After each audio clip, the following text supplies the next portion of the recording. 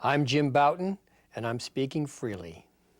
What this is all about is your right to freedom of speech. What made America great is an independent, vigorous press. If a jerk burns a flag, America is not threatened. Political speech is the heart of the First Amendment. For expressing their religious beliefs. Now is the time to make justice a reality for all of God's children. Welcome to Speaking Freely, a weekly conversation about free expression in America. I'm Ken Paulson. Today we're joined by a man who had a successful career as a baseball pitcher and then rewrote sports journalism. He changed the path and history of sports journalism. Jim Bouton, great to have you here. Thank you. Nice to be here. Of course, your book is Ball 4, a much honored book. Sitting here reading that the New York Public Library selected Ball 4 as one of its books of the century, the only sports book on the list, among some pretty heady company. Well, I had the good fortune of playing with a great team, not as far as winning ball games go, but as far as characters are concerned. It was an expansion team, the 1969 Seattle Pilots, and we were, a collection of sort of guys who were over the hill from a whole variety of different teams, and they couldn't hit or pitch or field, but they're great storytellers. So I had all the great stories from the different teams all in one place. And this book is groundbreaking because it was, in effect, a diary of a full season, and you talked about both what went on the field and what happened off the field, which earned you some complaints, let's say, some anger from people in high places, including the Commissioner of Baseball.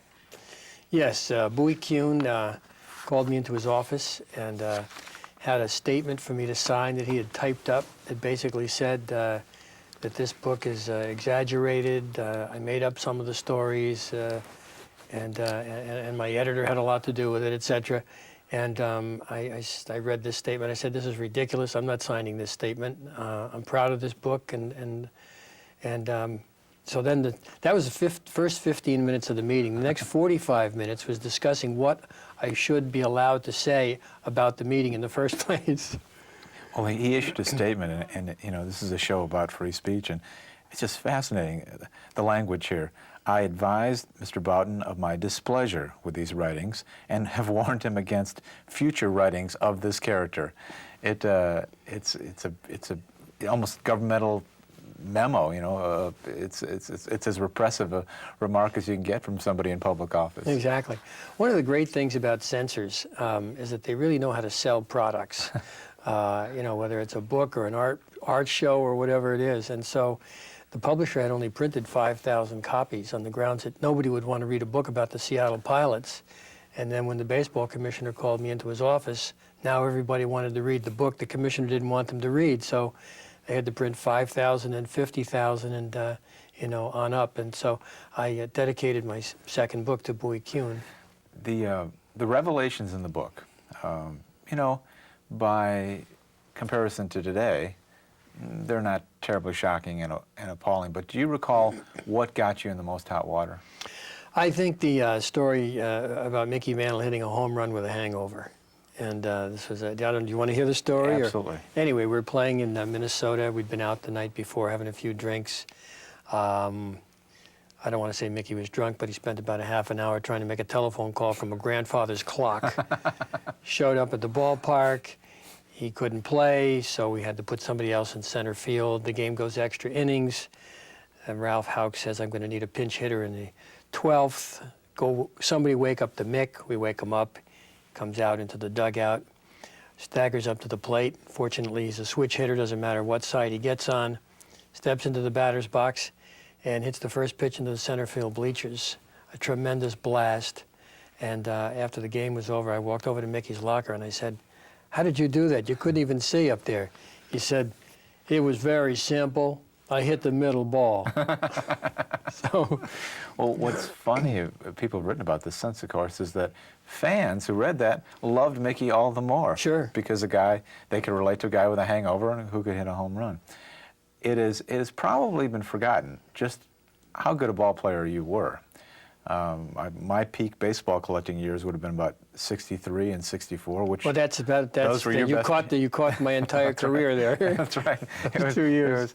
Those were years that we coveted your baseball cards, and actually a couple of extraordinary years. You won 21 games in 1963, and of course you won your ring in 1964. I guess you won 18 games, and then you beat the Cardinals twice in the World Series, that was quite a remarkable achievement for somebody who as late as 15, 16 years old actually couldn't get off the bench and didn't get into ball games to pitch. Lightning strike, how did you develop your skills? I always had a good overhand curveball, even when I was 10 or 12 years old, and I had a knuckleball, so I had good stuff. I just happened to be on a high school team that had a good team already. It was a lot of great players, and you know, I really didn't get into the games until my senior year, and I was a non-scholarship walk-on at Western Michigan University. And in the summer after my freshman year at college, I played on a team that won the Chicago Park District Championship. I was about the number 4 pitcher on the team, or number 5. We got into a national tournament in Battle Creek, and the way the rotation worked out in a double elimination tournament, I ended up having to pitch against the best team about a week into the tournament. They hadn't scored less than 18 runs in any game, so they were supposed to knock us out that afternoon. There were about 300 scouts coming to see all these hitters on this great team from Cincinnati, and I beat them with a 2-hit shutout. And the scouts were swarming on the field because they wanted to meet this kid. Where'd you come from? You know, what's your phone number? Where did you go to school? How come we don't have you in our files? So based on that one game, really, I was offered a contract, and I played 3 years in the minor leagues, and I just sort of, I guess call me a late bloomer. Well, you did, in your year with Seattle Pilots, record baseball as it had never been recorded before, and there was a major backlash. I suppose there was to some extent, the book that had come first would have been Jim Brosnan's book, the late 50s, which was a relatively realistic look at the game. Is that something you'd read? Yes, I read Brosnan's book. I think it came out in '57, if I'm not mistaken. It was right about the time I was a senior or in high school, and I loved the book. And I thought the best parts of the book were the quotes. When he was talking about what Solly Hemus was saying to Brooks Lawrence, or what the guys were saying to each other in the bullpen during the game, it all came alive for me. These guys, that's what they say during the games, you know? And so I remembered that when I started keeping the diary for Ball 4.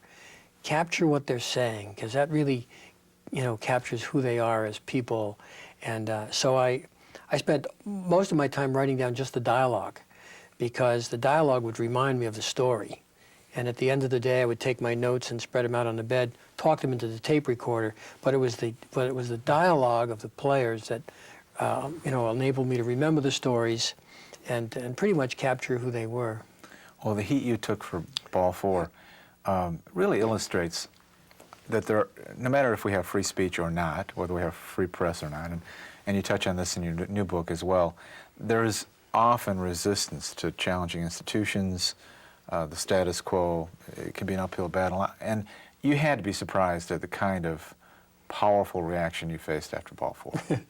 Yeah, it was pretty well organized, not organized, but I mean it was pretty overwhelming, basically from the sports writers, who I think were partly jealous because I had access that they didn't have. I was in the bullpen, I was in the dugouts, etc. I was on the buses. So they might have been a little jealous of that. And I think they had decided what should and shouldn't be said about baseball. They had established the boundaries, and when I crossed those boundaries, they were almost angrier at me than the players were. And of course, the baseball owners were upset, but not because locker room stories and, you know, behind-the-scenes secrets, but the owners were upset with Ball 4 because it was the first book to tell people how difficult it was to make a living in baseball. It changed, I think what I'm most proud of, I think it changed the perception of how people felt about ball players in terms of, you know, making a lot of money. That they made a lot of money, they didn't. And it showed that baseball players were basically mistreated by the owners. And it was that climate, that new climate, that I think made it possible for the arbitrator to rule in favor of the players and against the owners at the arbitration hearing in 1975. As a matter of fact, Ball 4 was part of the evidence against the owners at that hearing. The irony of the controversy about the book is that so many of those people you wrote about later wrote books, including Mickey Mantle, Yeah. that were much more much more confessional, and told many more stories than you'd ever told. Sure. Well, that was the other thing, too. I was at the end of my career. I was certainly a marginal pitcher with the Seattle Pilots. And the thinking has always been, if you're going to pop off, if you're going to mouth off, then you should be hitting 300. You should be winning 20 games. A great player can do that, not some guy in the bullpen.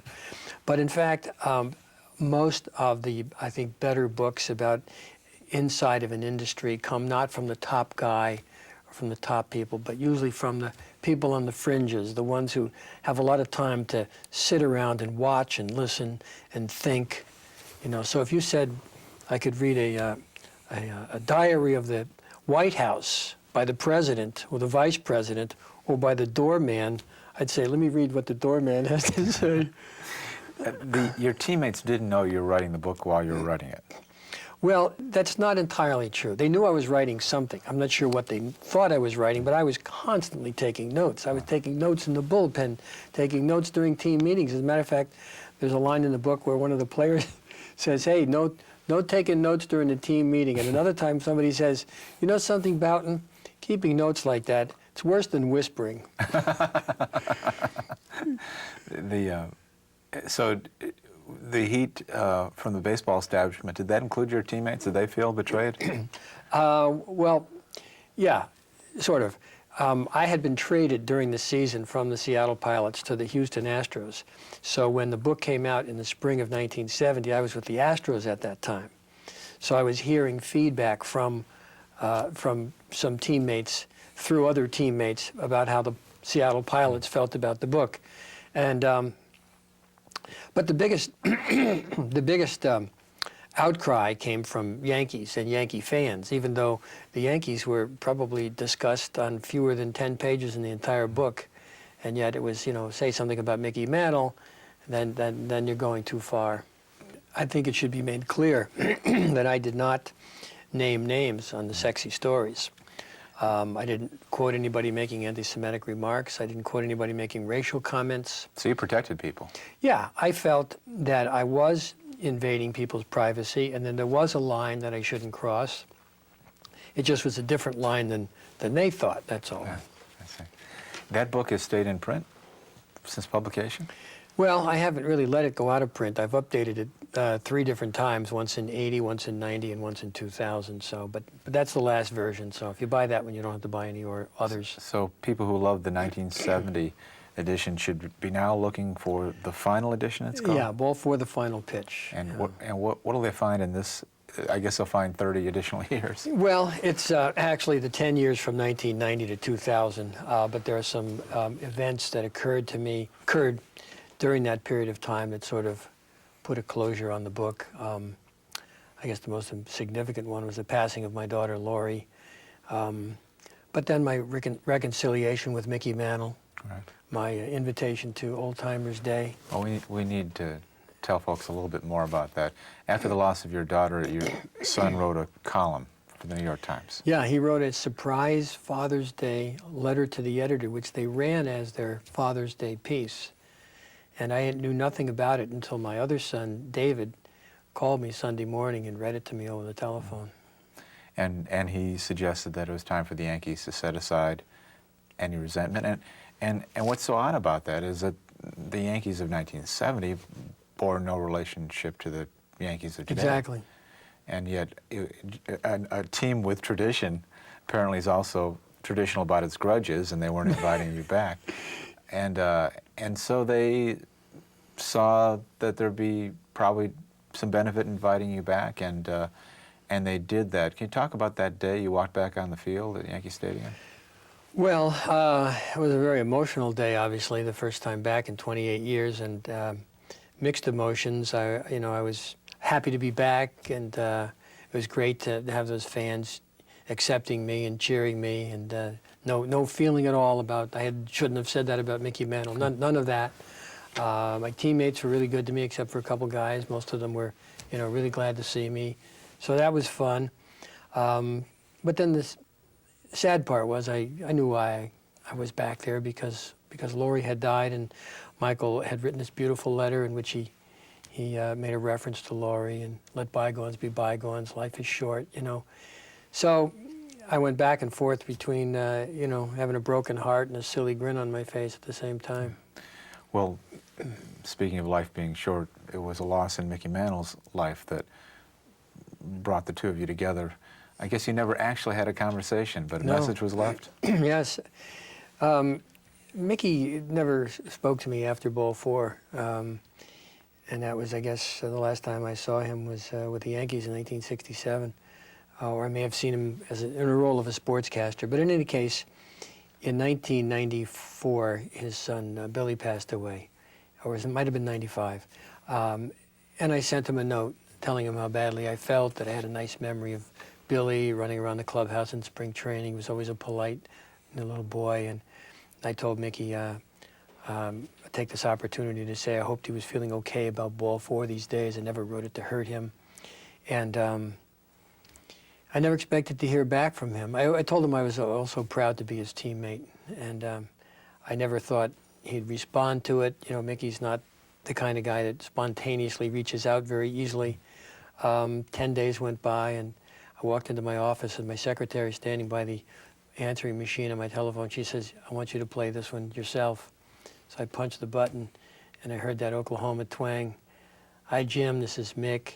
I got your note about Billy, thank you. And I just want you to know something. He said, I'm okay about Ball 4 these days. And one more thing, he said, I want you to know I'm not the reason you don't get invited back to Old Timers Day. He said, I heard that going around. He said, that's not true. I never said that to anybody. Anyway, thanks for your note. So I saved it, obviously. I still have it. And it meant an awful lot to me. So while we never spoke, we sort of made up there. Well, after the what appeared to be the end of your career with Houston, do you believe, by the way, that they released you because of the book, or was it just baseball? No, it was just baseball. Believe me, if I could have gotten hitters out, I'd still be pitching. As I once said, Charles Manson would be playing third base if he could hit .310. Well, so you were done with baseball, or so it appeared, and then you pick up the ball again, and you get into your head that you want to pitch professionally again. What drove that? I don't know. So it was a crazy period in my life, and I guess I was having a midlife crisis, and I needed a challenge, and a voice in the back of my head over in the crazy section said, you know, go back to baseball, see if you can make it back a second time. It might be fun. So I played minor league ball in 2 years. And you probably had a knuckleball to rely on then. Yeah. I was all smoke and mirrors. A little of this, a little of that, throwing knuckleballs. And then, of course, they thought a knuckleball was coming, and then something slower would come. It was very confusing. Does it surprise you the longevity of some ball players now? No, because they take care of the guys today. They count their pitches, and they have all sorts of training devices. They pitch once every 5 or 6 days, not once every 4 days. They treat the players like thoroughbred horses. You know, we were farm animals. You have written a novel with a Yes. baseball theme. Yeah, baseball theme. It's a story of an umpire, a home plate umpire is fixing a game. And it's told from 2 points of view, the umpire who's fixing the game and the pitcher against whom the game is being fixed. In alternating chapters, inning by inning. I write the pitcher's side of it, and Elliot Asanoff, the author of 8 Men Out, wrote the umpire's side of it. So he's the umpire and the pitcher. You, having written the book with Asanoff, whose book on the Chicago White Sox becoming the Black Sox is you know, thorough and compelling, and obviously laid the foundation for a pretty remarkable film as well. It does raise the question, could somebody throw a game today? It would be hard to do. You'd have to have the umpire, I think, a home plate umpire, or you'd have to have a pitcher and a catcher almost, combination. But there's really no incentive to do that. There's so much money to be made playing the game legitimately. Right. You don't need to, you know, do something to make money illegally. Right. Like the guys in 1919, you can understand what their motivation might have been. And now you have a new book. It's called Foul Ball, My Life in Hard Times Trying to Save an Old Ballpark. An unusual topic. And this is, although much of your work revolves around baseball, this has to do with a ballpark that is one of the most historic in the nation. How did it come to your attention? Well, I live in Egremont, which is not far from Pittsfield, where Wacona Park is located. And there had been a battle raging up in Pittsfield over whether or not to build a new stadium or save the old ballpark. Those are sort of the two choices. And I've been watching this go on for a couple of years, and I loved Wacona Park. I love old ballparks. It's one of the last of the wooden ballparks. They've been playing baseball at that site since 1892. So my partner and I said, you know, we could get some money together, get some investors, renovate the ballpark, put a professional team in there from the Northern League or the Atlantic League, and give Pittsfield its own locally owned baseball team. They won't be held hostage as they are year to year. You know, build us a new stadium or you'll never see your team again, which is the threat that team owners make to cities all over the country. So we wanted to sort of turn that upside down, and we would have a locally owned team at no cost to the taxpayers. We bring this idea to the city of Pittsfield, and we think it's a no-brainer. They're going to go for this. Nobody has ever volunteered to invest money in this historic ballpark. And then we get attacked and beat up by, not physically beat up, but rhetorically beat up and editorially abused by the Berkshire Eagle, which wants to build a baseball stadium on property that it owns. So you have the Berkshire Eagle against us. It's the only daily newspaper in town, and so we have the tyranny of a one newspaper town. I want to read a paragraph that caught my eye here, because the show is about freedom of speech and freedom of the press and all the fundamental liberties of expression, and you've got a paragraph in here referring to a founding father. You say, the most insidious of the new stadium supporters are the media. The so-called free press that Thomas Jefferson once said was more important to a democracy than a legislature. Pretty tough stuff. You believe that to be the case for all press, or are you limiting your comments to the Berkshire Eagle? No, I don't have firsthand experience with a lot of the media. I'm extremely nervous about the concentration in fewer and fewer hands. I don't like corporations owning media. I don't think they should be allowed to do that. So that makes me nervous. But I never expected to run into anything like this in my life. And it was only after, you know, about a month of being involved in this project that I decided, you know, I should start taking notes here. I mean, here you have a city of Pittsfield, and the decisions are being made behind closed doors, and the city council is beholden to the publisher of the newspaper, and the publisher of the newspaper needs to call his boss in Denver, Colorado, Dean Singleton, who owns a media news group. So the decisions on the people in Pittsfield, their future and their baseball destiny is in the hands of a guy in Denver. I just thought that was you know, outrageous and needed to be written about.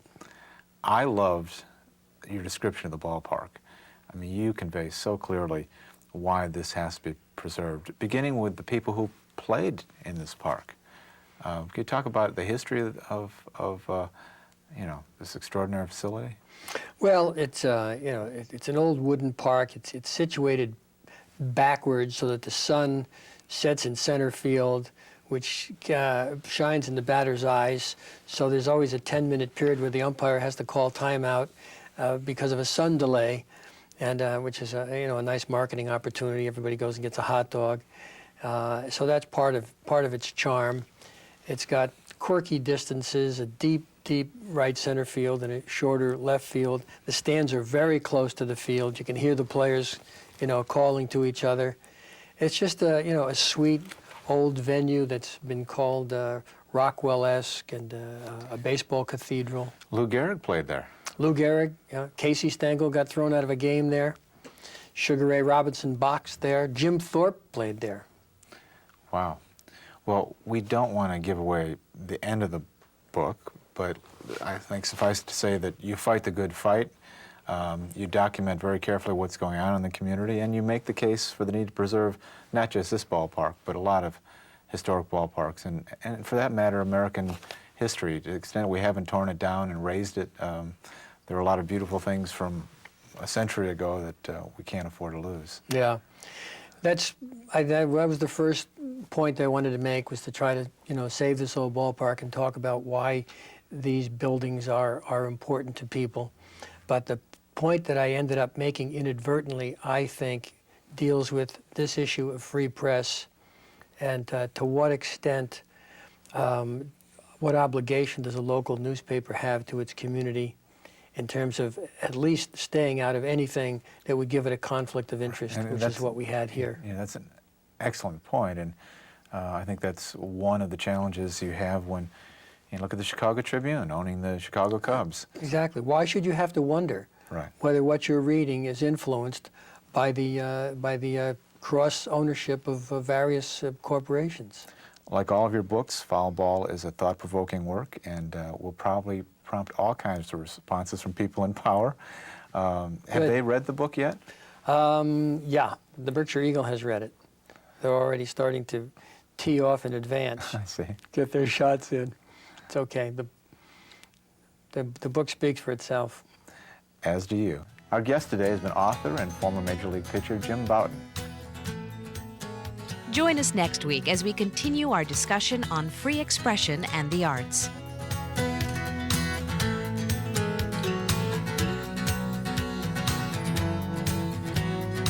For more information about Speaking Freely, visit our website at www.speakingfreely.org.